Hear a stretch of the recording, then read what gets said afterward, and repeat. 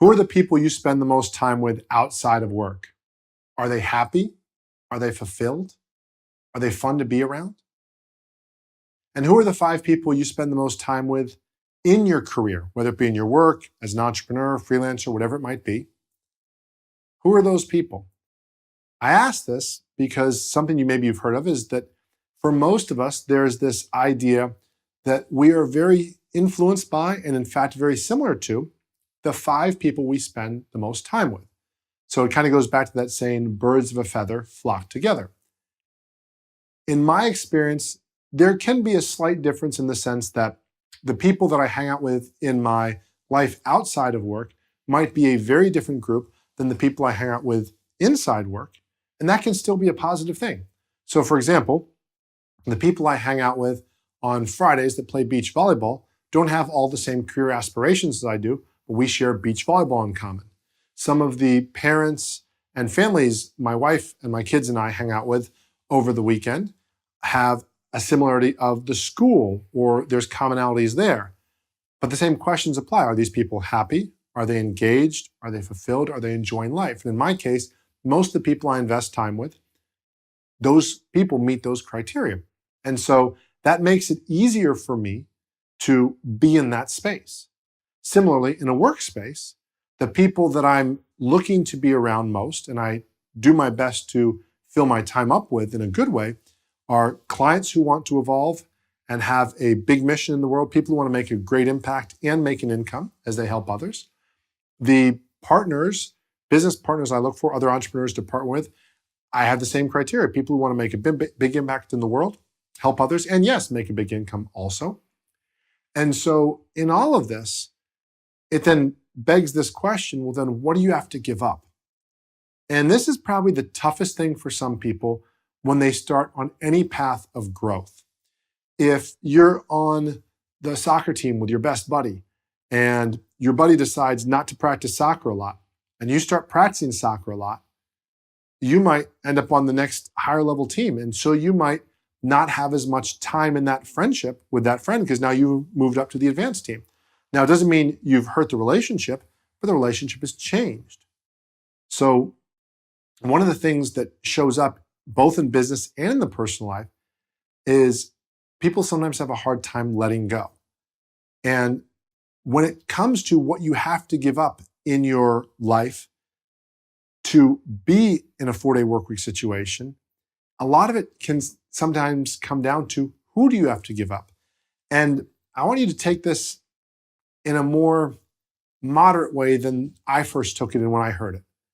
When I first took it in, I assumed it had to be something that was very extreme.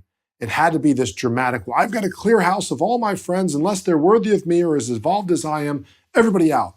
And that's not what this is. That can actually be very cruel. That can be very condescending. It can be very arrogant. And it might not even be accurate. You might not be all that just yet. But at the same time, you might start to look at, let's say, the activities. And you might say, okay, I've got this group that does an activity that I no longer want to do. Maybe that's an activity I think that isn't taking me where I want to be. And if I change that activity, I might tell those people, okay, hey, everybody, I'm now going to go do this other activity over here. And if you want to join me, you're more than welcome to join me. I'd love you to meet me there, but I'm not doing this anymore. So if all you're doing is this activity over here, I'm only over here because this one for me, it's just not really working out. And so in that sense, it's not so much this thing that's sometimes taught in a very intense way that we have to give up and cut all these relationships from your life. Certainly, if there's a people that are bringing you down, that they're a drag, that they're a pain in the butt, and you don't want to be around them, by all means, as lovingly as you can, either move on from those relationships or invest as little time as you can in those relationships. And we all know sometimes family members, whether they be in-laws or our own family, can meet that type of criteria. But overall, rather than seeing this as some sort of cold turkey, immediate, just cutting of relationships, just see it as 2 people going different directions. So if you're in a relationship, whether it be a friendship, a partnership, a business partnership, a romantic relationship, and you start to see things are going that's okay. Just let everybody kind of do what they're doing.